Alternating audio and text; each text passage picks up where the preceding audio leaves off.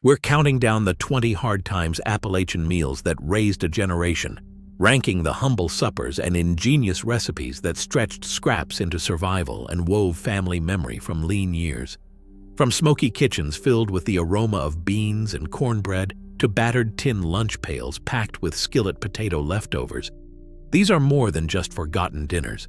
They're living proof of resilience, community, and the wisdom born of necessity. Each entry reveals how resourceful mountain families made do, turning the simplest ingredients into nourishing traditions that defined a region and sustained whole communities through decades of challenge and change. Some of these dishes you may never have tasted, and a few may surprise you. Which meal formed the true backbone of Appalachian childhood? Let's begin with number 1. Pinto soup beans with skillet cornbread and chow formed the backbone of Appalachian suppers, especially in coal country and mountain hollows. Dried pintos were sorted by hand, soaked overnight, then simmered for hours with a ham hock or salt pork, filling the kitchen with a savory aroma. The resulting pot liquor, rich, salty, and packed with nutrients, was never discarded. Instead, thick slices of cornbread, baked in cast iron until golden and crisp-edged, soaked up every drop. Cornbread wasn't just a side. It stretched the meal, making a pot of beans last all week. Chow, a tangy relish of cabbage and peppers, cut through the beans' richness and added brightness to each bite. At church bean feeds like those in Harlan County during the 1963 miners' strike, this meal brought together hundreds, raising money and spirits with every serving. Beans and corn together offered a complete protein, sustaining families through lean times. The trio's simplicity hid its nutritional power and its role in building community. Even as tastes change, the memory of slow-simmered beans, skillet cornbread, and a spoonful of chow endures as a symbol of Appalachian resourcefulness and shared tradition. Before sunrise in McDowell County, kitchens buzzed with the sound of flour hitting the bowl and cold lard being cut in by practiced hands.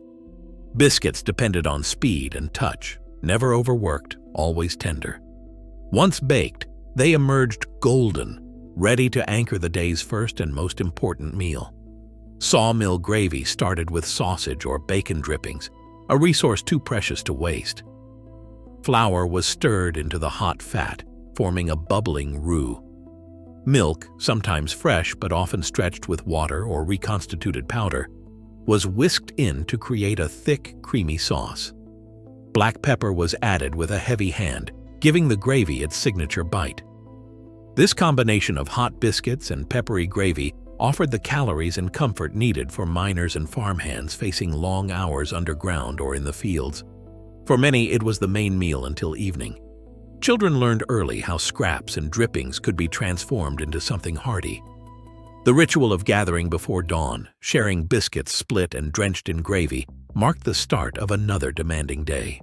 Even as modern shortcuts appear, the original method, cold lard, saved drippings, and a peppery finish, remains a symbol of thrift and skill. Fried potatoes and onions brought warmth and speed to Appalachian kitchens, especially when the root cellar offered little beyond russet potatoes and a few onions. In Johnson County, Kentucky, families kept bins of potatoes through winter, firm, dusty, and always ready for a skillet meal. Sliced thin, sometimes parboiled for tenderness, the potatoes hit hot bacon fat with a sharp hiss. Edges curled and browned, while onions softened and caramelized, filling the kitchen with a sweet, savory aroma. Salt and pepper were all that was needed, though some cooks added a pinch of flour for extra crispness. The dish was simple, but the flavor was anything but plain. Golden potato slices layered with melting onions, crisped in bacon fat until every bite was satisfying. Packed cold in miners' lunch pails or eaten hot before heading to the fields, this quick skillet meal stood in sharp contrast to the slow-simmered stews that defined other meals. Fried potatoes and onions proved that even the most basic cellar staples, handled with care in a hot pan, could deliver comfort and real flavor. The crackle of potatoes in bacon fat remains a memory of Appalachian resourcefulness and the power of a fast, hearty meal. Green beans and potatoes with fatback became a winter staple in Appalachian kitchens, especially after the hog kill in Pike County each late fall. Fatback, those thick, salted slabs of pork, was stored away, ready to flavor meals long after fresh meat was gone. When gardens slept and the only produce left was what the cellar or pantry could offer, families turned to this one-pot supper. Chopped green beans, often home-canned or dried as leather britches, met diced potatoes in a heavy Dutch oven. The fatback went in first, rendering slowly, its salt and richness melting into the broth. As the pot simmered, the beans softened and the potatoes started to break down, thickening the liquid into something closer to a stew. The scent filled the house, promising a meal that was both hearty and frugal. Some cooks tossed in onions or a pinch of pepper, but the real secret was time, letting everything meld until the beans turned silky and the potatoes nearly disappeared. Cornbread, baked crisp and golden, was always on the side to soak up every bit. This dish showed how garden produce and pork scraps could stretch through the coldest months, sustaining families with warmth and substance. Cornbread and milk was the answer when hunger lingered and the pantry offered little more than yesterday's bread. In Wise County, Virginia, children came home to a wedge of cornbread baked with stone-ground meal, sometimes paid as a toll at the local mill, waiting to be crumbled into a glass. Cold milk, or the sharper tang of buttermilk, soaked into the crumbs, softening them into a filling, creamy mush. This wasn't just a snack. On lean nights, it became supper, stretching the family's harvest and making every grain count. The ritual was simple. Break up the cooled cornbread, pour over milk, and wait as the last bits turned to mush at the bottom of the glass.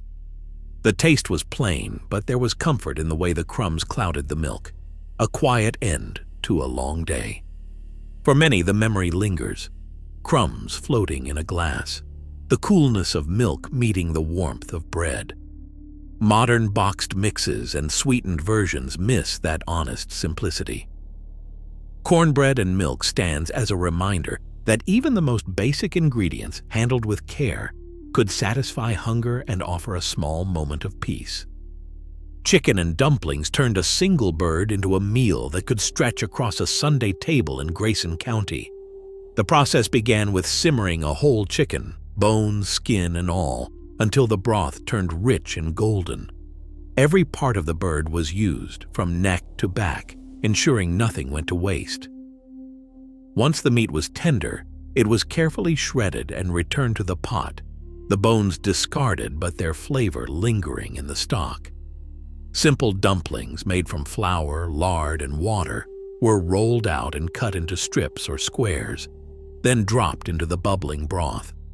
As they cooked, the dumplings thickened the liquid, transforming it into a hearty, comforting stew.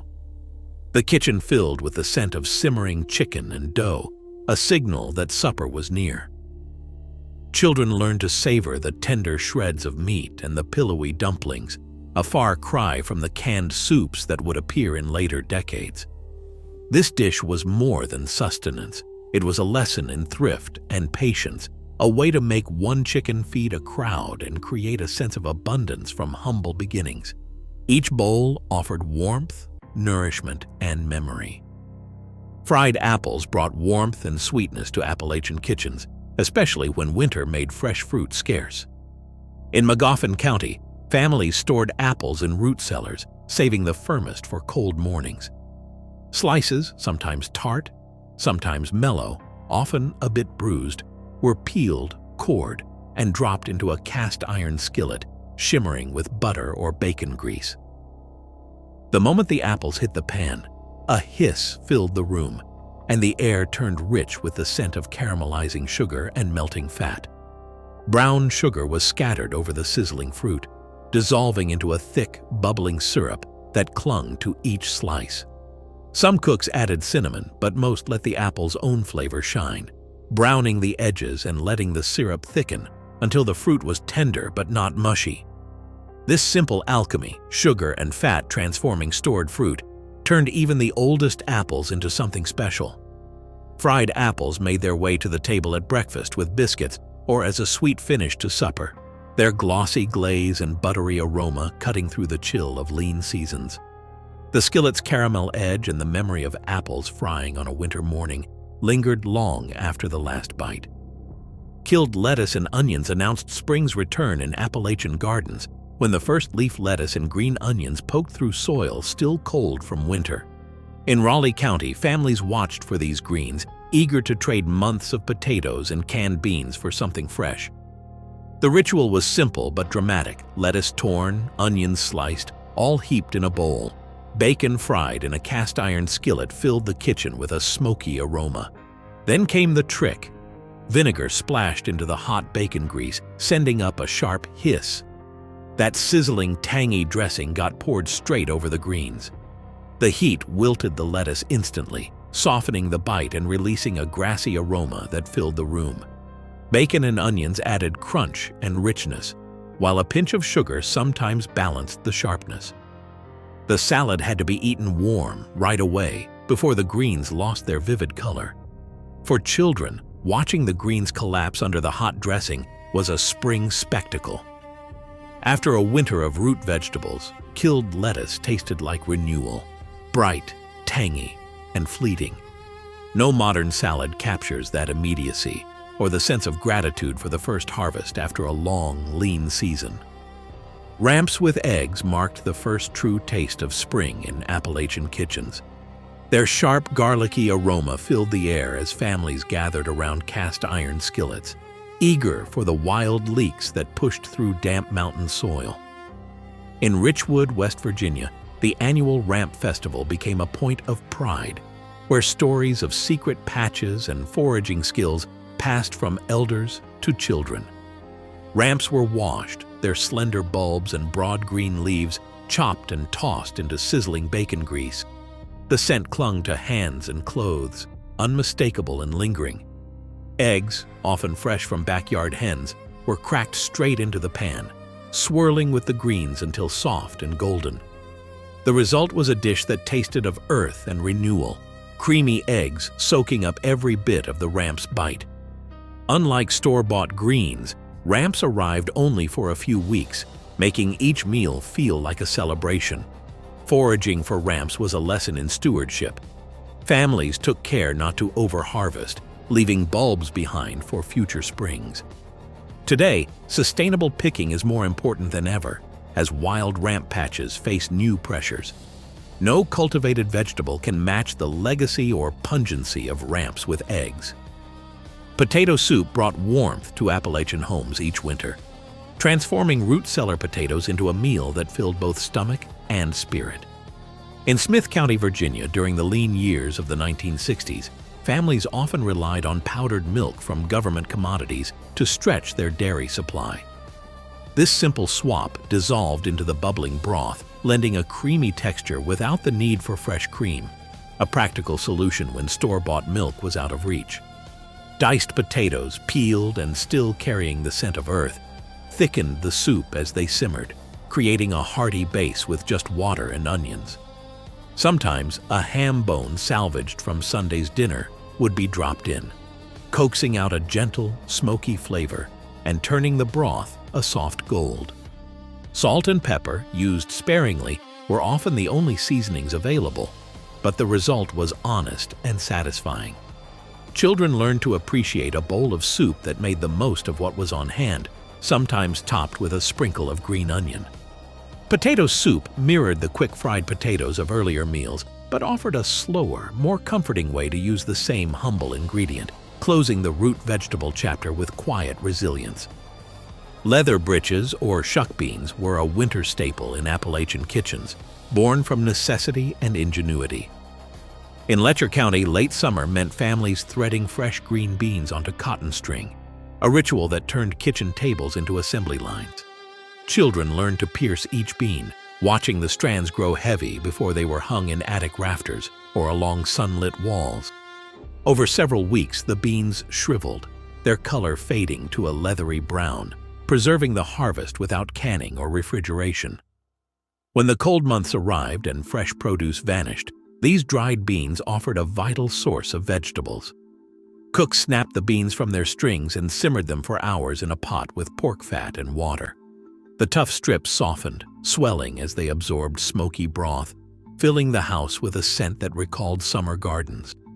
Leather britches demanded patience, weeks to dry, hours to cook, but rewarded families with a dish that was both hearty and steeped in tradition. The process preserved more than food. It kept alive memories of stringing parties and the pride of making abundance last. Unlike canned beans, leather britches carried the story of survival and community through the leanest seasons.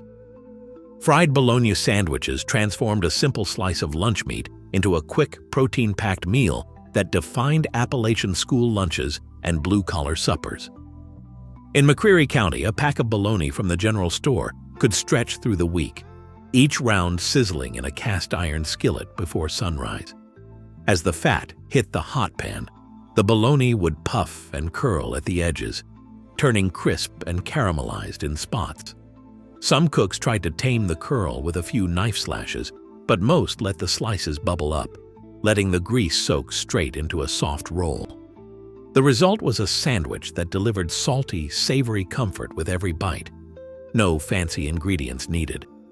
Sometimes a fried egg or a slice of American cheese joined the stack, but most days it was just bologna, bread, and a swipe of yellow mustard.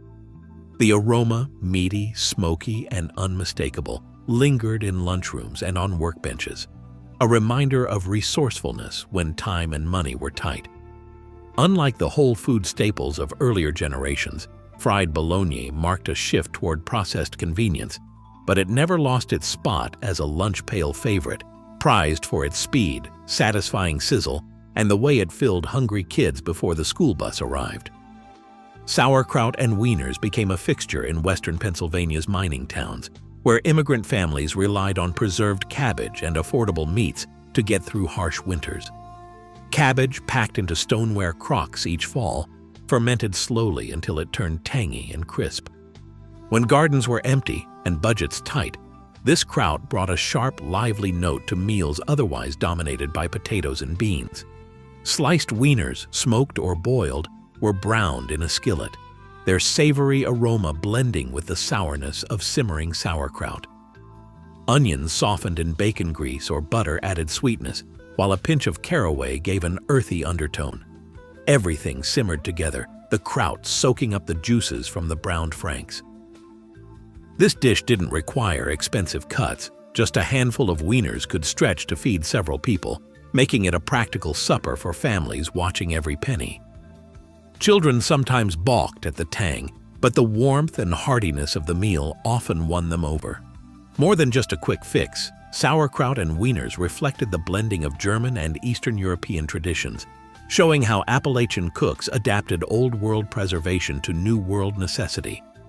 Even today, its sharp flavor profile stands out among classic winter suppers. Tomato gravy on biscuits turned home-canned tomato juice into a weekday supper, especially in Asheville's canning towns during the 1950s and 60s. Shelves lined with jars from summer's harvest meant even in winter, families could create something bright and filling when meat was scarce. The process started with a skillet, bacon grease or butter melted, onions chopped and cooked until soft, then a dusting of flour to form a roux.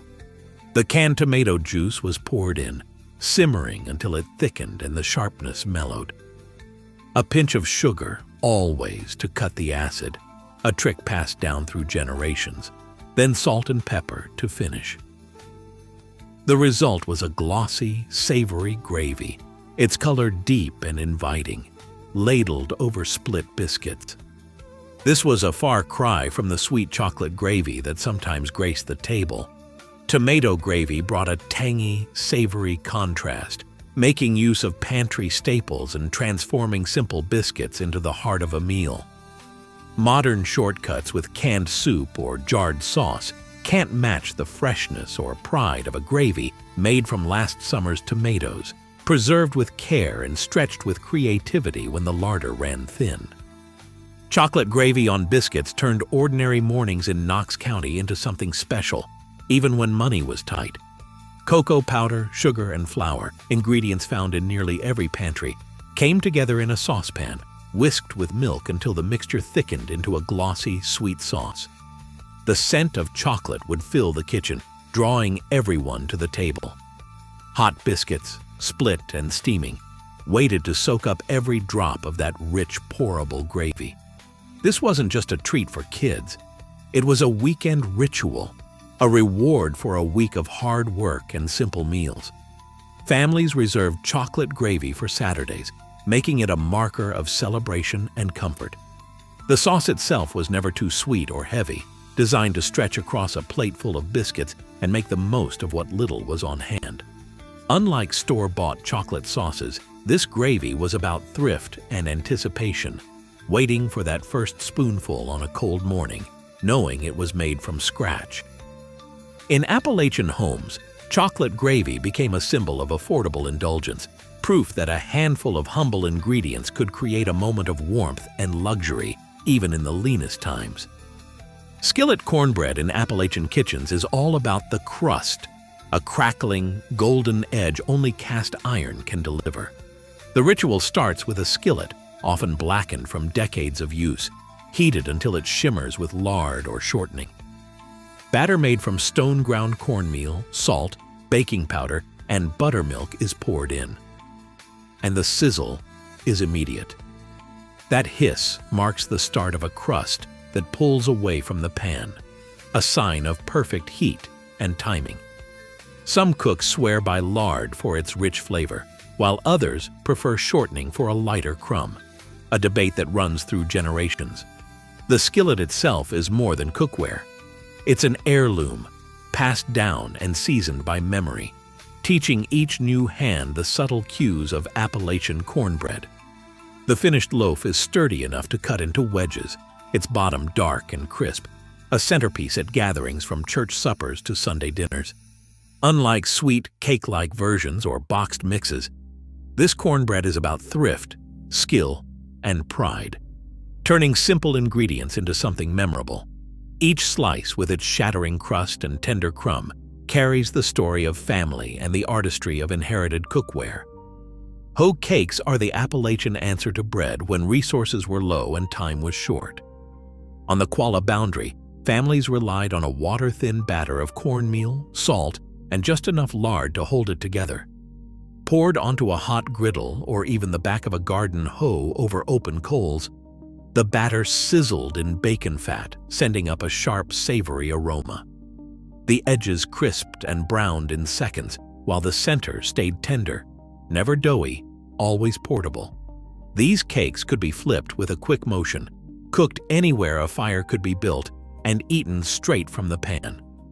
Unlike baked cornbread, which needed an oven and patience, hoe cakes offered instant sustenance, making them a staple for survival on the move. Sometimes, a drizzle of sorghum syrup turned them into a treat, but the real value was in their simplicity. No yeast, no flour, just cornmeal and skill. Griddle traditions from the Qualla boundary kept this method alive, favoring speed and adaptability over luxury. Modern versions may add flour or sugar, but the original hoe cake's crisp edge and quick prep remain a memory of ingenuity and resilience in Appalachian kitchens. Salmon patties arrived in Appalachian kitchens through USDA commodity programs in the 1960s, bringing canned Pacific fish to families far from the coast.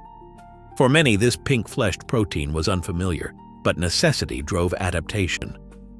The cans held more than just salmon. Soft, edible bones were mashed in for calcium, a detail quietly valued by mothers looking to stretch nutrition. Home cooks flaked the fish by hand, folded in crushed saltines or cracker crumbs, an egg and diced onion, binding the mixture into rough cakes. The scent shifted as patties hit bacon grease and cast iron, moving from sharp fishiness to a savory golden crust. Some cooks stretched the mix further with a splash of canned liquid, making sure every mouth was fed. Children sometimes hesitated, but ketchup on the side helped bridge the gap. Unlike restaurant fish cakes, these patties were born from government surplus and creative thrift, not luxury. They became a reliable protein source when fresh meat was scarce, especially important in coal towns where commodity distribution meant survival. The legacy of salmon patties is one of adaptation, making the best of what arrived in brown boxes, transforming unfamiliar ingredients into comfort food that endures. Chess pie is the dessert that proves Appalachian cooks could turn the simplest ingredients into something memorable. In Charleston, church suppers during the 1950s and 60s relied on this pie to fill the dessert table, especially when cream pies or fresh fruit weren't an option. The recipe calls for eggs, sugar, and melted butter, nothing fancy, just what's already in the pantry. A spoonful of cornmeal thickens the custard, while a splash of vinegar sharpens the sweetness and gives the filling its signature tang. As it bakes, the top puffs and crackles, forming a golden, sugary crust that signals the pie is ready. Each slice is dense and creamy, never too heavy, with just enough sweetness to satisfy. At church fundraisers, chess pies often competed for blue ribbons, judged by the depth of their caramelized tops and the silkiness of their centers. Children would wait for a slice with extra crust, knowing that every baker had their own subtle twist. Unlike the towering apple stack cakes reserved for special occasions, chess pie was for everyday celebrations, a dessert that made the most of what was on hand and became a symbol of resourcefulness and community pride. Apple stack cake marked the ceremonial end of Appalachian weddings, a dessert assembled by the community itself. In Madison County, Kentucky, family ledgers recorded each relative's contribution, a thin, molasses-rich cake layer, baked at home and brought to the celebration. Dried apples, sliced and preserved from autumn harvests, were simmered with brown sugar and spices to create a dense, fragrant filling. Each layer was stacked with this spiced apple mixture, then pressed and left overnight, allowing the flavors to meld and the cake to soften. The finished cake stood as a visible testament to kinship, every slice reflecting the labor and generosity of those gathered. Few wedding desserts carry such a legacy of shared work and preserved fruit.